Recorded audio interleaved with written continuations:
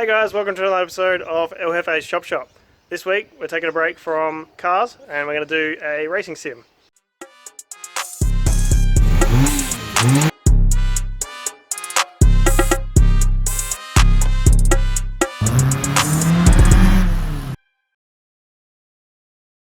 So a few months ago I bought this Logitech racing sim. I think it's a G27 or something like that. So the plan is to make a frame for all of this, because at the moment it's been sitting on the coffee table with this seat that is from a car that you'll see later. It's all been sitting just on the coffee table and it's been really annoying and in the way of your knees. So we're going to make a frame. So Emily's going to give me a hand. We're going to make a frame and make this a bit more of a permanent structure. So this piece of timber is left over from the gate. It's the recycled plastic bamboo timber stuff. So the space we've got to work with in the games room is 1600. So I'll cut this in half, which is pretty much bang on 1600. And then hopefully we'll cut it shorter once we get everything in place. But if I cut this now, we know that's our maximum length and we'll go from there. Brim brim.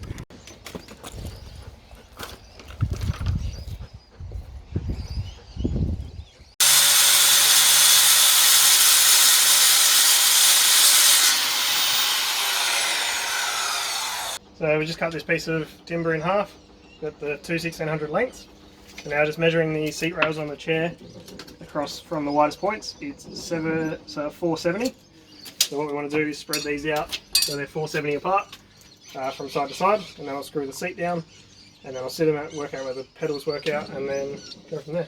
So I've just got the offcuts from the pantry door, and I'm just going to get this square on here, put two screws in it. Just some wood screws, and then I'll get the 470 across, do the same to this, and then do the same at that end.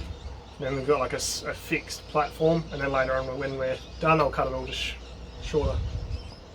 So I've decided to flip this up the other way. I'll have to put another piece of this wood on the bottom to space it up so it doesn't scratch the floor. But if I put it this way, you put the screws in, and then it's not going to hit the chair can come past the back. It's not going to hit this. If it was up that way, it would hit this and stop the chair from moving. So put it this way, it'll be out of the way, and it looks nicer and it's easier to get square. So we'll do that.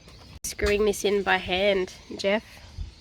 I don't think any product exists where I can put a Phillips head bit in a drill. Not one that's reliable and strong and doesn't snap in half like the one I had this morning anyway. You hear that, kids? Do it by hand, it's always better. It sucks. It really sucks. So I've got this screwed to length, they're both 470 apart. So now I'll put the seat on there, put it back as far as I can. This seat's got two little dowels on the back of it to centre it all up. So I have to mark those and drill those out, and then put the seat on there, screw that down, and then work out where everything else needs to live. So I've got these 2 points here that correspond with the two dowels on the bottom of the seat. So I'll slide the seat back, clip it into those two holes once I've drilled them. Then I can screw the front of the seat in, and then power up the electrics for the seat, slide the seat forwards and put two rear screws in. Because the seat's fully electric and it's actually really annoying. But I've made a little box thing that I'll show you later. Show us the dowels. Oh, I just ruined the dowels. Ooh. Oh, this fella here. That little doodle. This little. Okay, cool. Always use your head, kids. Always think ahead. You guys listen to this. If you grew up in the 90s, you will know what I'm talking about. 1300. 65506. So I've got the two holes for the dowels. So now I just need to slide the seat back and get the dowels in the holes. Yeah. Like a glove. The other side's in already too. There's always room for some Christmas pud. You were saying before about doing things by hand? Yeah, these things exist, but I broke the only one I could find, and now I just found another one. So let's hope this one doesn't break immediately like the other one.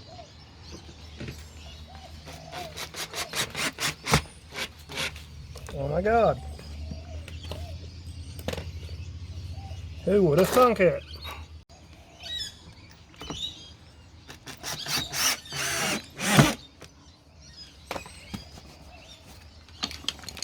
So what have you done here? Stack some washers and screwed in a little wood screw by hand. And why did you put them in on an angle? Because the power isn't connected to the seat right now and I can't move it backwards. But I'll deal with that in a minute.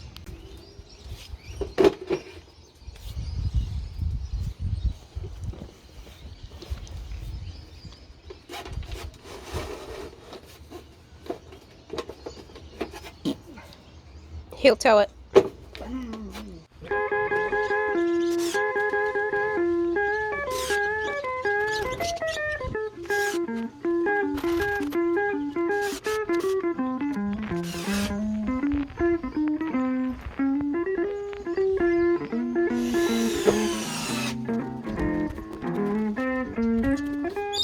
Good enough. Jeff has hands for feet.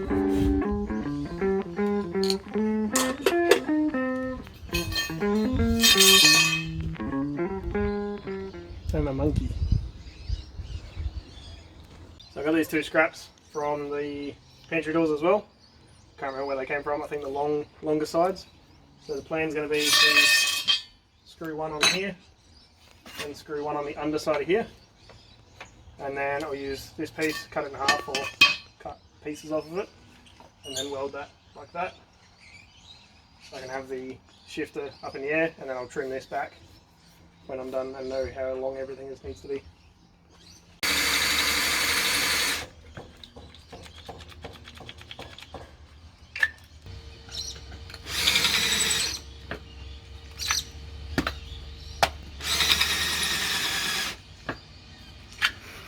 Charge your batteries.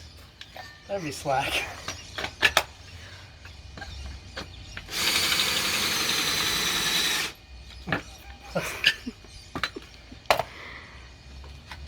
I know this one's got a little bit in it. They're all so blunt.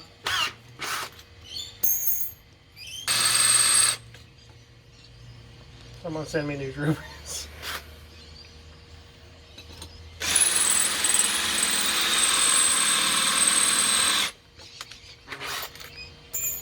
Sutton drill bits? Do you want to go to Bunnings? No, it's really expensive. Let's try again. You have selected power drive.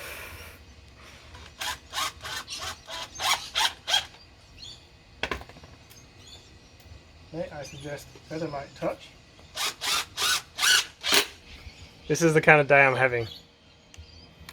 I can't get it off. Carol Baskin. Killed her husband. Whack. Can't convince me that it didn't happen. Can we link Carol that? Baskin. Carol Baskin. Baskin. No, her husband. Baskin. Also, Tiger King didn't live up to the hype at all. No. Oh. He's just laughing at these drill bits being blunt.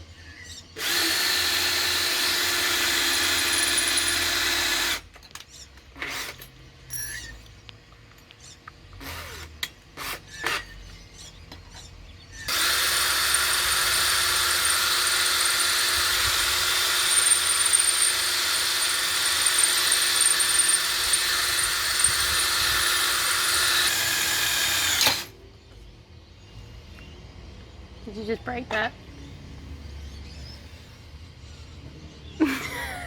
I'm Carol Baskin and these drill bits are her husband.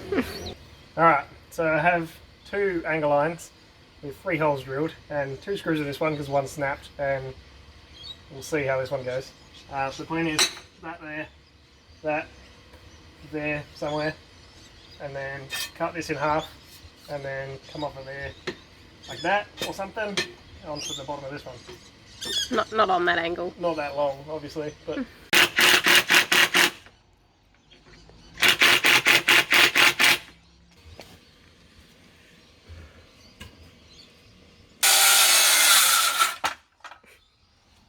was weird. The Hobbitses. Stop zooming in on my feet.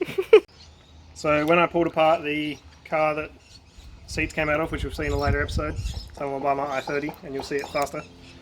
I made this seat control box, so it's pretty ugly at the moment, but the idea is to mount it behind some plastic or behind a piece of trim or something. So you got slide, just forwards and backwards, recline, forwards and backwards, height, up and down, and tilt like back and forwards because the base tilts as well. So then there's also just straight power to the seats because the lumbar support and stuff on the side, there's 3 buttons and you can adjust all of that. So that works as well. One thing I did forget was heated seats. So I've run another box because I didn't put the heated seat switches in here. I've got another box to make up, which I haven't done for the heated seats, but for this application, this is all we need. So you just add 12 volt onto there and a fuse ideally, and then these sides go to your left and right, or passenger and driver, depending on which one you want, and plug it into the seat. So this is a passenger seat, so grab the loom that I labelled passenger, which is sort of rubbed off, and then, so this is Australia, so driver's side, passenger side. So when we hook all this up, this will be the side to control this seat. Plug that in, and grab your 12 volt, and hook that up. And then this is driver's side, so this will do nothing. Passenger side, now the seat goes back, so that's all the way back, and that actually kills the power supply because it hasn't got a cutout. So I have to sort that out as well. Then slide it forward, so I can get to the rear screws. It actually moves a long way. So that's all the way forwards. So if Emily's driving, it'll be here. And if we slide all the way back, that'll be where Tim and Stretch drive it. And then recline, so I can actually put the back of the seat back. I'll get out of the way. So we've got recline controls. We've got height, so seat height. You can bump it right up. And then tilt, so it tilts this part up and down. And then on this side over here, bolster controls. So these actually pump up the inside of the seat here. You probably can't see it on camera. You can kind of see it moving, I think. But yeah, so if you sit on it, you can feel it anyway.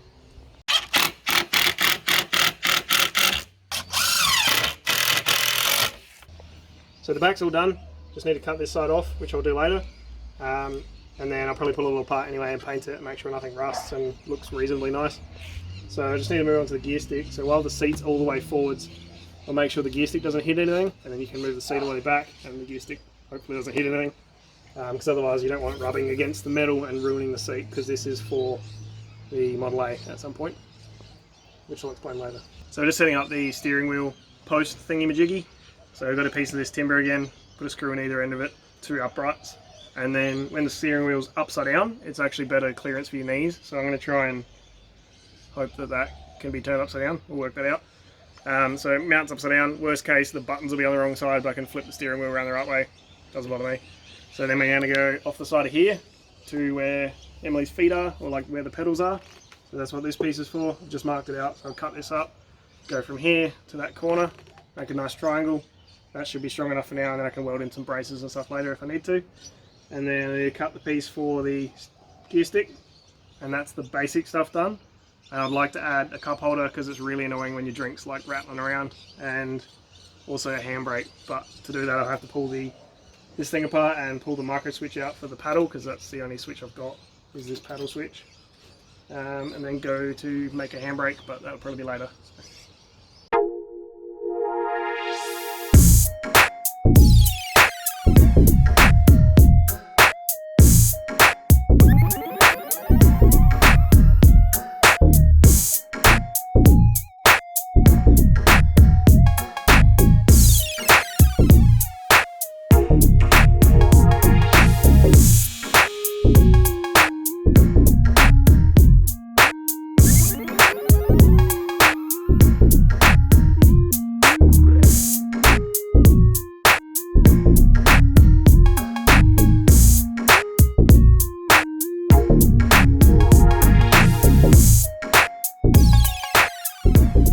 So I went back to Bunnings and got the heaviest duty drill bit they had. So hopefully these ones don't ruin themselves immediately, because I was getting really sick of those other ones. So we just got back from Bunnings. I drilled some holes really quick and got all this set up. So it's a bit rickety at the moment. It's not actually too bad, but the front's not attached. And the dog keeps walking away. The front's not attached, so it's a little bit flexible there. And the pedals are just sort of, there's a bunch of screws around it, but there's nothing actually holding it down. So later on I'll probably put some straps over it or something like that. But at the moment it doesn't really go anywhere except for up, which you'd have to stuff up pretty bad for that to happen. So we just got this on there. It's a little bit wobbly, but it's not too bad. considering. And then you can move this steering wheel boss, which is actually upside down, so this is supposed to be around that way. I may have to try and figure out the buttons later, but you can actually move this like side to side, get it all centered. Just do it up like that. Click those dudes in, if they'll click in, and then you've got plenty of knee room. So that's pretty good. I'm Ben Snell. Hello. So now I just need to finish off the gear stick, which we've got the two metal bits for. I just need to make a spot for it, somewhere there-ish. And then I'm going to put a cup holder here, and then I'll probably put a handbrake here somewhere, which makes it a little bit awkward. I'm going to have to get out of that side of the car. And in the room that we're going to be using it on, I need to get out of that side, so it might be a bit awkward. So I'll try and get this mounted today so we can use the thingamajig. Ideally we'll get it all done, but handbrake's not going to happen today, and I don't have a piece of pipe for the cup holder, so I'll just get this mounted. And I've bought some little caster wheels from Bunnings to put on the back, so I can lift the front up and then roll the back because the seat's actually quite heavy. So they're just a little $4 caster wheel. So I'll work those out later, and I think that's about it for now. So I'm making some little plates for the bottom of the sim rig thing. So these metal bits are too close to the bottom and I'm going to scratch everything, which was kind of the plan anyway. So I'm putting on these plates here. So I've got 4, but the first one I put on is kind of rugged and I don't like it. And the second one's really nice. So I've done a good job on the second one. So I've just drilled out the third one. So I'll put a bit of tape on the drill bit to make sure I don't go too deep. So I drilled them out. Now I can screw this on at the back, and then I think I'll do the fourth one, I'll redo the front one. And then we should have 3 like good load bearing, keeping everything square and keeping it nice and off the tiles or carpet or flooring or whatever it ends up being on, so I won't scratch anything. And then if I need to, I can run cables underneath in between this and the foot pedals and the seat and all that sort of stuff. So that's it for tonight. We've got the 3 spaces on the bottom. So it's not going to ruin the floors, and it's apparently supposed to rain tonight, so I'm going to move everything inside. I could use it like this, and I may, depending on how bored I get tonight. But I still need to cut this guy off, cut him back to here, and cut these 2 bits off here. And I've got the 2 little wheels from Bunnings that I want to put on the back, just so I can lift up that end and roll it around instead of trying to pick up the whole thing every time. That should be pretty easy. Then maybe a few more welds here and there and just try and brace everything a bit better than it is, and should be good to go.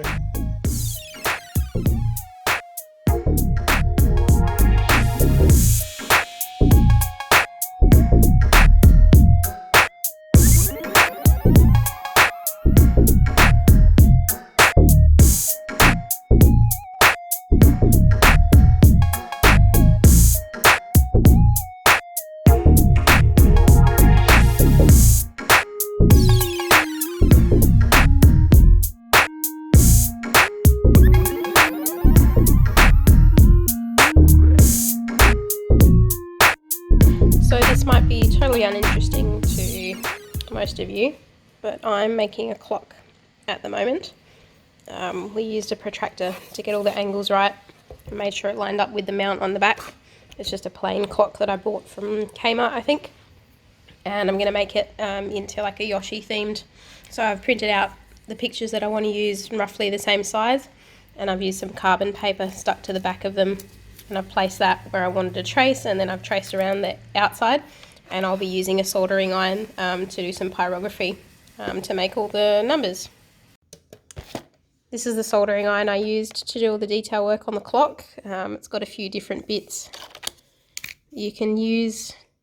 Obviously you can see the ones that I use more than others, but yeah, basically it just allows you to get different finishes, like on some of the details here, the thicker lines and the different shading and stuff. Okay, so an update on the clock. It is all finished. I've used the soldering iron to do all the little characters and pop some details in. I'll just show you a few of those. Just picked a couple of my favourite characters. I grew up with a Nintendo. There's that. I put a clear coat of external gloss, like an outdoor decking finish on it, just so it doesn't turn to shit straight away. And that's it all done.